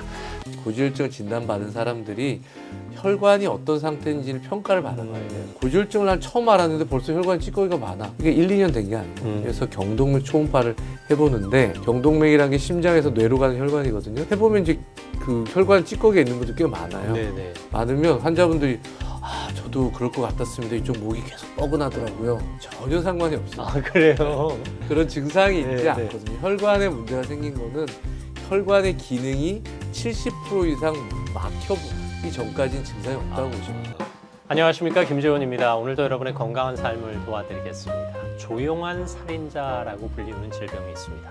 왜 그런 별명을 갖게 됐을까요? 고지혈증에 관한 모든 것 오늘 알려드립니다. 언제 들어도 끔찍한 별명이에요. 조용한 살인자. 왜 이런 별명이 붙었나요? 이게 고지혈증이라는 병은 말 그대로 네. 고가 높을 고자잖아요. 지는 기름지자를 쓰고 그렇죠. 기름이 이제 콜레스테롤이라는 뜻인데 피 속에 기름기가 많은 병이 고지혈증입니다. 이제 절대적인 높은 것만 있지만 요즘에는 조금 더 광의의 뜻으로 이상 지질혈증이라고 그렇게 하거든요. 말하죠. 좋은 게 낮은 것도 문제고 나쁜 것들도 여러 종류가 있으니까 이상 지질혈증이라는 표현을 쓰는데 콜레스테롤이 높은 걸 내가 알 수가 없어요. 혈당은 손끝으로 혈당을 재보면 알 수 있죠. 네네. 혈압은 재보면 높은 걸 알 수 그렇죠. 있잖아요. 고지혈증은 피를 뽑기 전에는 알 방법이 없어요. 무조건 병원에 가야 돼요. 병원에 가서 체열을 피 뽑기 힘들잖아요. 저도 싫어하는데. 네. 그러니까 체열을 해서 검사를 해보기 전에는 절대 알 수가 없거든요. 그렇기 때문에 나는 괜찮을 거야. 안 해봤으니까 모르는 건데 괜찮다고 생각하는 거죠. 그러다가 이 고지혈증의 결과물은 뭐냐? 많은 기름들이 혈관을 타고 혈액에 있으면 어떻게 되겠어요? 끈적해서 그렇죠. 막히겠죠. 50년 된 오래된 아파트에 살면 아무리 세면기를 깨끗이 닦아도 네. 물 틀면 계속 물이 지저분하잖아요. 똑같은 겁니다. 내가 뭐 몸을 깨끗이 운동 아무리 해도 고지혈증이 오래되면 혈관에는 기름기는 끼게 된 마련이거든요. 근데 그 기름기가 끼는 혈관들이 고장이 내는 포인트가 심장, 머리 이런 데서 갑자기 팡 터지는 거예요. 그러면 나는 모르고 살았는데 심근경색으로 쓰러지고 모르고 살았는데 뇌졸중으로 쓰러지고 이런 일들이 벌어지기 때문에 나는 전혀 못 느꼈는데 왜 이런 일이 벌어지지? 그래서 침묵의 살인자. 이게 왜냐하면 뇌졸중으로 회복이 되면 좋지만 사망할 수 있잖아요. 그러니까 그런 별명이 붙은 것 같아요. 특히 3, 4년씩 검진 안 받고 이런 분들은 네, 진짜 언제 찾아올지 모르는 거네요. 네, 그래서 참 안타까운 게 우리나라 참 검진을 잘해주는 국가인데 네. 나라에서 이제 검진을 하면서 여러 가지 기회, 비용, 효용 가치를 따질 거 아니에요? 그래서 2년에 한 번씩 국민들 검진을 해주거든요. 몇 년 전부터 고지혈증 검사를 4년에 한 번씩 해줘요. 그래요? 네, 매년 해주던 고지혈증 수치를 이제 2번 하면 한 번 해주는 거죠. 그래서 고지혈증 진단율이 좀 떨어졌어. 진료실에서 보기에는. 그러니까 매년 하시는 분들이 고지혈증을 보고 많이 오시는데 건너뛰니까 이제 일반인들은 그게 빠진지 잘 모르시잖아요. 그렇죠. 몰라요. 그래서 건강검진 했는데 이번에 고지혈증 얘기를 안 해줘. 나는 정상이구나 하고 그냥 넘어가요. 근데 빠트리 안 해준 건데. 그러면 4년 동안 걱정 안 해도 되는 거예요? 아니죠. 안 되잖아요. 해야 되죠. 그러니까 우리나라가 좀 더 잘 살아져서 콜레스테롤 수치도 이제 좀 매년 재줬으면 좋겠다는 생각이 들죠. 또 그렇게까지 가는구나. 이게 어쨌든 증상은 안 나타나는 거죠. 없죠. 고지혈증이란 건 뭐 혈관이 막히면 보통 이제 저희가 검진을 하고 진료실에서 고지혈증 치료를 하기 전에 그분이 지금까지 혈관 상태는 어떤지 보거든요. 고지혈증은 김재원 아나운서가 올해 이제 검진을 연말에 받았으면 콜레스테롤 높다는 얘기를 들으면 매년 받았는데 작년까지 괜찮았으면 올해 1년 만에 생긴 거예요. 근데 나는 한 번도 검진을 받아본 적이 없는데 이번에 고지혈증 진단을 받았으면 언제부터인지 몰라요. 그러면 10년이 됐는지 네. 20년이 모르잖아요. 그래서 그러면 그 본인 고지혈증을 진단받은 사람들이 혈관이 어떤 상태인지를 평가를 받아봐야 돼요. 깨끗하면 얼마 안 됐겠구나. 고지혈증을 난 처음 알았는데 벌써 혈관 찌꺼기가 많아. 이게 1, 2년 된 게 아니고. 그래서 경동맥 초음파를 해보는데 경동맥이라는 게 심장에서 뇌로 가는 혈관이거든요. 초음파로 보면 보기가 가장 가깝고 제일 비침습적이라서 해보는 쉬운 검사인데 해보면 이제 그 혈관 찌꺼기가 있는 분들 꽤 많아요. 네네. 많으면 환자분들이 저도 그럴 것 같았습니다. 이쪽 목이 계속 뻐근하더라고요. 전혀 상관이 없어요. 그래요? 그런 증상이 네, 있지 네. 않거든요. 혈관에 문제가 생긴 거는 혈관의 기능이 70% 이상 막혀기 전까지는 증상이 없다고 보시면 돼요. 뭐 여기 문질러 준다고 막힌 게 아니, 풀리고 이런 아니에요. 거 아니에요? 절대 그렇지 네. 않아요. 안에 있는 찌꺼기 그렇다고 해결되는 게 아니거든요. 그렇기 때문에 증상으로 내가 절대 예측할 수가 없어서 고지혈증의 위험 요인이 있거나 고지혈증에 대한 우려가 있는 분들은 꼭 검진을 하셔야 되죠. 네. 뭐 이른바 뭐 몇 미리의 경화반이 있다. 뭐 이런 분들이 이제 그런 거 그렇죠. 주의하셔야 되는 건데 그럼 고지혈증이 치료되면 얘도 작아지거나 뭐 이런 거예요? 참 안타까운데 네. 우리 몸에 이제 뭐 이것도 적절한 비유가 될지 모르겠어요. 50년 된 압구정동 현대 아파트인데 너무 좋은 또 원수를 구해가지고 좋은 물을 막 보내주는 거예요. 네. 그 파이프 내관 녹이 사라지지 않아요. 아니죠. 네. 그래서 혈관은 노화가 되면 거꾸로 가지 않습니다. 물론 최근에 혈관 기능을 개선시켜주는 치료제들이 나오고 있어요. 근데 근본적으로 혈관을 깨끗하게 하지 못하고 혈관의 기능을 개선시켜서 찌꺼기는 차 있지만 혈관의 상태가 조금 더 건강하게 또는 찌꺼기가 차 있는 경화반들이 문제를 일으키지 않게 안정적으로 관리할 수 있도록 해주는 치료제라고 이해하시면 되고요. 생기면 되돌아가지 못한다. 그래서 환자분들한테도 치료할 때 고지혈증이 있고 하면 많거든요. 그래서 보통 혈관의 두께가 나이가 들면서 혈관 내막이라고 하는데 1mm 눈에 안 보이죠. 1mm가 1mm보다 두꺼워지면 이건 정상은 아니다라고 얘기를 하는데 1.5mm, 50%가 더 두꺼워지면 이제 경화반이 생겼다고 얘기하거든요. 생기면 환자들한테 이제 고지혈증 치료를 열심히 이제 시작을 해요. 안 하려고 하는 사람들도 혈관에 기름때를 보여줍니다. 제가 그림으로 그려가 여기 기름때가 두 개 있어요. 그러면 기름때가 있군요 여기. 그러면 대부분 치료하시려고 하거든요. 그러면 이제 환자분들이 그럼 이거 다 없어지나요? 근데 없어진다는 얘기는 못 드리죠. 그래서 대신 이 기름때는 경화반은 치료를 잘하면 평생 문제를 일으키진 않을 겁니다.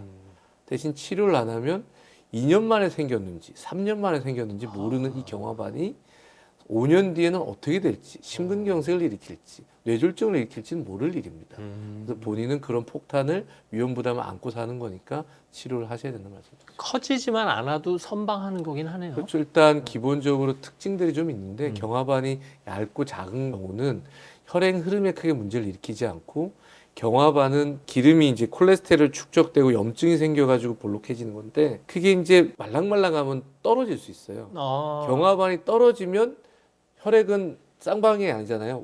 일방통행이잖아요. 흘러가다 보면 제일 작은데 탁 막혀요.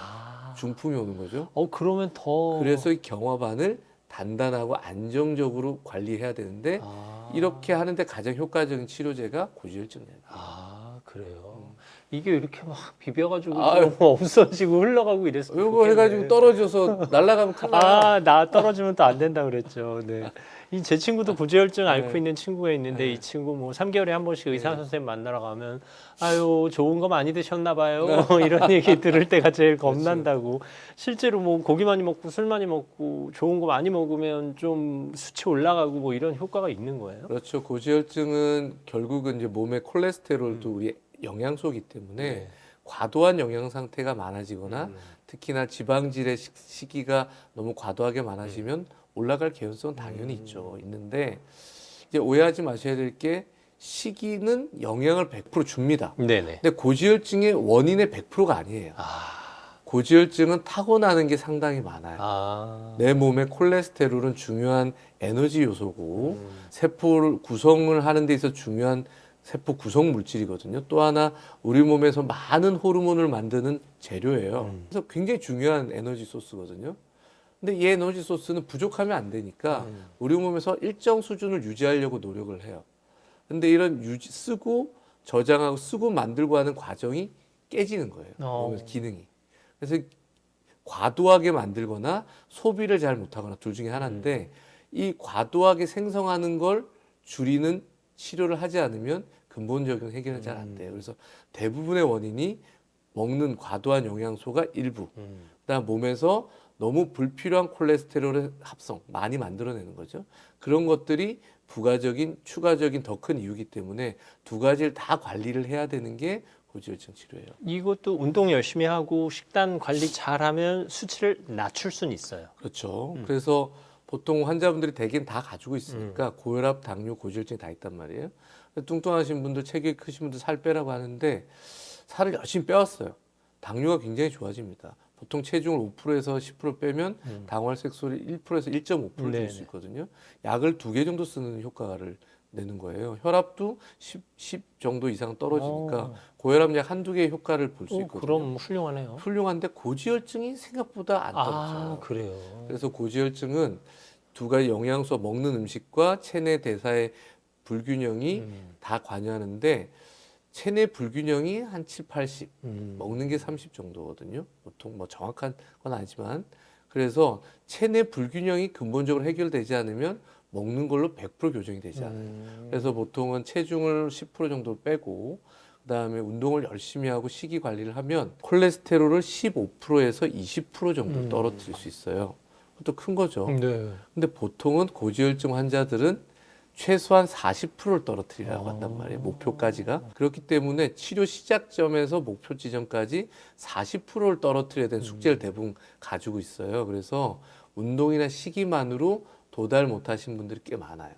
그래서 치료에 대한 필요성을 계속 강조드립니다. 그러려면 그냥 편안하게 약 드세요.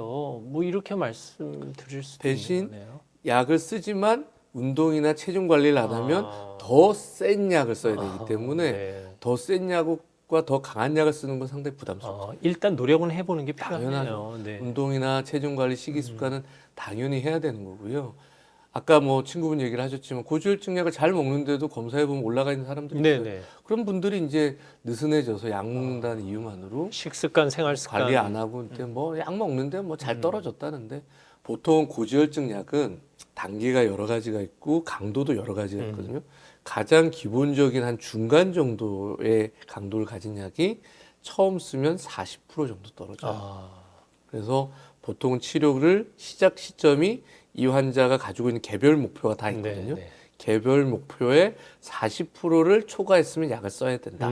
보통 권고합니다. 그래서 40% 정도 치료 효과를 가진 약들 대부분 주는데 목표를 맞춰놨는데 20%를 못하고 온 거죠. 그러면 체중도 늘고 운동도 안 하고 식이습관도 관리 안 하면 20%를 관리해야 될 20%가 늘어서 오는 거예요. 그러면 약을 한두 단계를 더 올려서 써요. 그런 숙제가 있기 때문에 안 하시면 안 돼요. 약만으로 될 문제는 안 되는 아니군요. 거죠. 네. 근데 또 어떤 경우는 수치가 그렇게 높지 않아도 위험 요인이 살짝 보이면 선제적으로 약을 먹겠다 뭐 이런 분들도 계시던데요.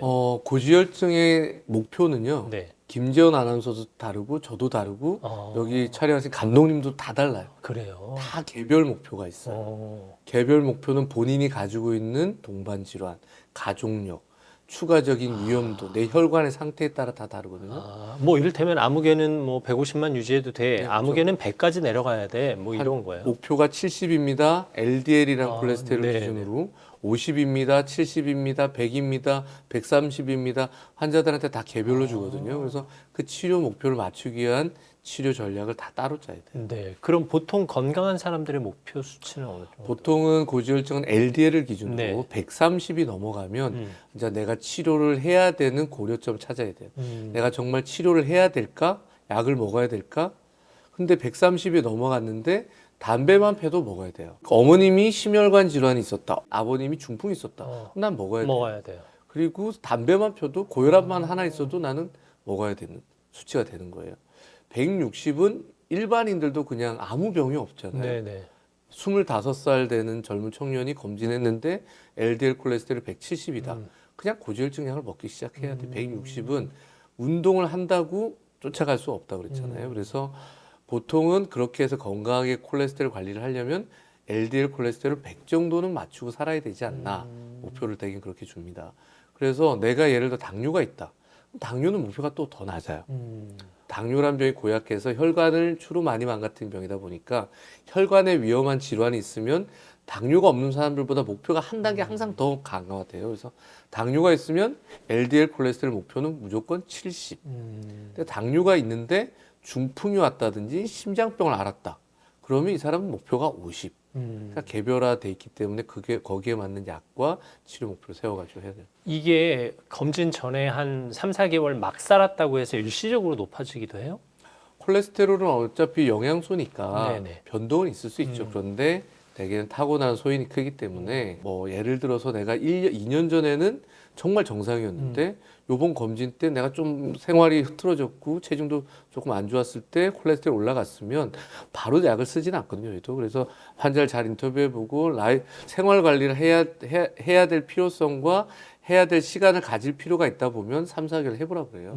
그래서 운동도 하고 식이 관리도 하고 체중도 빼보라고 하고 그런 식이 관리, 생활 관리 충분한 보통 3개월 정도면 다 효과를 보니까 3개월 내지 길면 6개월을 해보라고 하고 그래도 변동이 없으면 거기까지가 나의 최선 수치인 거예요. 그때부터는 내 목표랑 괴리가 있으면 추가적인 치료를 하도록 권장을 하는 거죠. 저도 한 해 한 140 몇이 나왔어요. 근데 뭐 약 먹을 필요는 없대요. 그냥 한번 지켜보죠 했는데 다음에 한 100 정도로 떨어졌더라고요. 그 당시에 뭐가 있었겠죠. 그래서 140 정도면 보통 이제 130부터 고려한다고 했잖아요.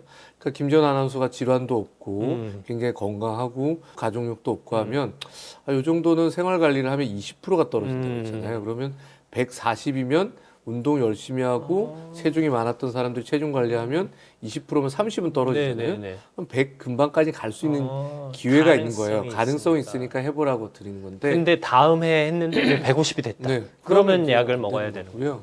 운동을 했는데도 안 되면 그리고 환자들은 늘 반대하고 기회를 갖기를 원하고 저희도 드리지만 175가 왔어요. LDL 콜레스테롤이. 그런데 이 사람이 흡연을 하고 있고 고혈압이 이미 있어. 근데 저 고지혈증 안 먹어봤는데 그러면 좀 해보고 하면 안 될까요? 뭐 기회를 드리지만 저희는 약은 먹게 되겠구나. 왜냐하면 생활 관리를 해도 100까지는 떨어뜨리기가 굉장히 어렵단 말이에요. 본인의 목표와 현 시점의 차이를 보고 내가 운동이나 생활요법으로 도움을 받을 최대치를 일단 받고 그 차이가 있다면 추가적인 치료를 어떻게 해야 될지 주치의랑 상의를 하셔야 돼요. 이제 뭐 의학 정보가 많으니까 대부분 LDL이 뭔지 HDL이 뭔지 또 총 콜레스테롤이 뭔지 어느 정도 인지하실 테고 뭐 나쁜 콜레스테롤이다 좋은 콜레스테롤이다 염두에 두실 텐데 LDL 나쁜 콜레스테롤 수치가 높으면 좋은 콜레스테롤 수치가 높을 때 조금 이렇게 상기할 수 있어요? 예전에 이제 그런 논의들이 많았어요. 네네. 콜레스테롤을 치료해야 되는 여러 가지 기준 중에 콜레스테롤이 또 뭐 어떤 130이라는 수치인데 그럼 치료를 뭘로 해야 되냐? 고혈압, 흡연, 심혈관, 가족력, 당뇨 이런 걸 쭉 따진단 말이에요. 그럼 하나하나 따져가지고 위험 인자가 있으면 치료하자. 그런데 HDL이란 좋은 콜레스테롤이 많으면 이건 좋은 거니까 위험 인자 하나를 좀 상세해 줘야 되지 않아? 네. 했는데 요즘에 그런 컨센서스가 좀 그래요. 없어요. 그래서 좋은 건 좋은 건데 이 HDL이 좋은 게 많다고 해서 나쁜 것들을 충분히 위험도를 상쇄하지 못하기 때문에 요즘에는 뭐 우리나라는 아직 진료 지침에서 지질동맥경화학회라는 학회에서 진료 지침을 만드는데 고전적인 HDL의 중요성을 넣어놨지만 미국은 이미 그런 내용들이 빠지고 있어서 절대적인 수치인 지금 가장 중요한 1번 기준은 LDL이죠. LDL 기준으로 동반 질환에 본인의 가지고 있는 상태를 고려해서 치료 시점을 판단하고 치료 목표를 설정하는 게 맞아요. 이른바 총 콜레스테롤이 뭐 LDL과 HDL의 뭐 어떤 공식의 함수 이런 개념이에요? 콜레스테롤은 간에서 만들어지거든요. 네. 이게 어려운 얘기지만 머릿속에 한번 그림을 그려보시면 돼요. 네. 콜레스테롤은 간에서 만들어집니다. 간에서 우리 몸에서 음식을 먹었잖아요. 먹으면 그 음식물을 잘 써요. 탄수화물도 먹고 지방도 먹겠죠. 그럼 지방을 먹으면 쓸 만큼 다 쓰는데 몸에 지방을 먹으면 그걸 분해를 해가지고 유리지방산 형태로 에너지로 써요. 원유를 캐면 휘발유로 정유를 하잖아요. 똑같은 거예요. 우리 몸도 원유를 먹었다 쓰면 몸이 좋은 휘발유로 가공을 해서 써요. 그런데 쓰는 휘발유들을 다 썼는데 남아요. 남아요. 저장을 해야 되잖아요. 네. 그러면 휘발유는 불나기 쉽잖아요. 음. 안정된 형태의 기름으로 저장을 해요. 아. 어디에다가? 간에다가. 아. 간에다 잘 저장을 하는데 너무 많아지면 지방간이 생기겠죠. 아, 그러네요. 근데 간도 지방이 너무 많아지면 부담이 돼서 음. 콜레스테롤을 간에서 만들어 가지고 피 속으로 내보내는데 음. 지방을 자꾸 섞어 가지고 내보냅니다. 그런데 간에 지방이 점점 많아지면 뚱뚱하고 지방이 많은 콜레스테롤 큰 공 같은 거라 생각하면 돼요. 공을 내보내요. 내보내 혈중으로 돌아다니면 우리 몸은 지방이 많으면 굉장히 불쾌해요. 그래서 뚱뚱한 공을 지방이 눈에 띄면 잘라요, 계속. 아, 그래요. 그러니까 점점 작게 만들어요. 어. 작게 만들어서 이제 지방은 점점 사라지고 그 공 안에는 콜레스테롤하고 지방은 좀 다르거든요. 네네네. 콜레스테롤과 지방이 섞여 있는데 지방을 계속 잘라내요. 그러다 보면 결국 남은 건 공은 작아지는데 콜레스테롤만 남는 거예요. 콜레스테롤만. 왜 이렇게 만들어졌을까? 왜냐하면 콜레스테롤은 우리 몸에 굉장히 중요한 에너지 소스라서 몸 구석구석 전달을 해줘야 돼요. 호르몬 만드는 데도 갖다 줘야 되고 세포 만드는 데도 만들어줘야 되고 필요하군요. 그래서 전달하기 좋게 조그맣게 전달을 하는 거예요. 그렇게 해서 만들어진 게 LDL. 그래서 잘 쓰여지고 나면 좋은데 전달을 했어요. 근데 만들려고 해서 10개가 필요하다고 전달을 했는데 3개밖에 안 써. 그럼 나머지는 7개가 남잖아요. 남잖아요. 그걸 다시 간으로 가져오는 역할을 하는 게 HDL이에요. 아, 그래요. 그래서 남은 콜레스테롤이 혈중에서 찌꺼기로 쌓이지 않게 끌고 들어오는 콜레스테롤이 HDL이란 콜레스테롤이 끌고 들어오는데 근데 그 밸런스가 잘 맞으면 상관이 없겠죠. 그런데 아무리 잘 끌고 들어와도 LDL이 너무 많으면 그걸 해결할 수가 없는 거죠. 네. 그래서 콜레스테롤은 다 하나에서 시작해서 모양이 바뀌면서 이렇게 가는 과정이거든요. 그래서 그거를 보니까 몸에 그럼 우리 몸에 있는 콜레스테롤은 전체는 얼마라고 추정해야 돼? 라고 생각해서 뚱뚱한 놈, 중간 뚱뚱한 놈, 제일 작은 LDL 네. 이런 걸 다 합쳐가지고 계산식을 만들어서 총 콜레스테롤. 그러니까 단순히 눈에 보이는 덧셈 뭐 이런 개념은 아닌 거예요. 예, 약간은 네. 그 지방의 함수가 비율을 해가지고 있어요. 네. 계산식을 하는 그럼 HDL이 낮아도 20이다, 뭐 높아도 뭐 100이다, 110이다. 높아도 문제고 낮아도 문제예요? 예전에는 HDL이 좋은 거니까 낮으면 나빠, 많으면 좋은 거 아니야? 그랬는데 이것도 명확한 결론이 나 있지는 않지만 HDL도 우리 사람이 사는 세상의 역학 연구란 걸 해보니까 너무 높은 사람들도 심혈관 질환이 많이 생기고 너무 적어도 많이 생기고 한 40에서 50 사이, 60, 그 사이는 가장 덜 죽는데 나머지는 사망률이 늘더란 말이에요. 그래서 HDL도 너무 많으면 나쁜 거 아니야? 라는 의견이 제안이 됐어요. 그런데 명확하게 결론이 나 있는 건 아니고 그러면 왜 HDL은 좋은 콜레스테롤인데 많으면 오히려 사람이 죽을까? 그러니까. 그럼 많아진 이유가 뭘까? 이제 추론한 거예요.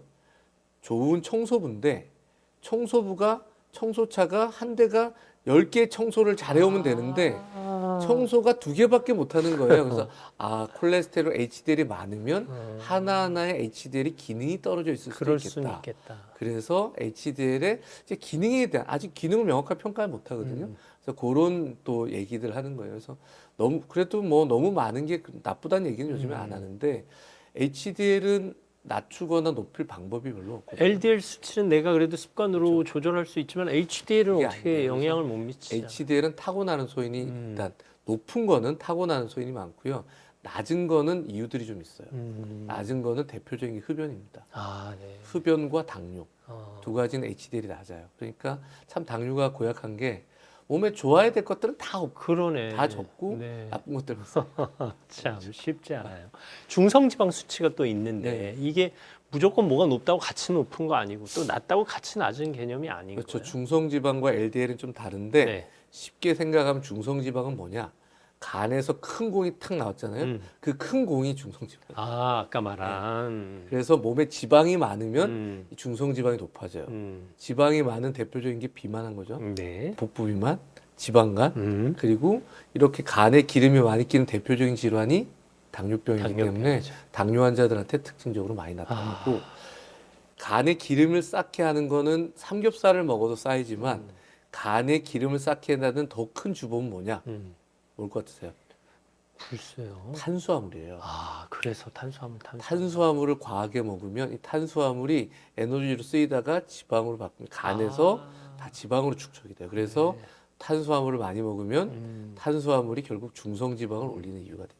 그러면 고지혈증 있음 혹은 당뇨 있으면 흰쌀밥을 많이 먹는 건 그렇게 좋은 건 아니겠네요. 뭐 김지원 아나운서는 드셔도 돼요. 네. 흰쌀밥 맛있잖아요. 맛있는데 네.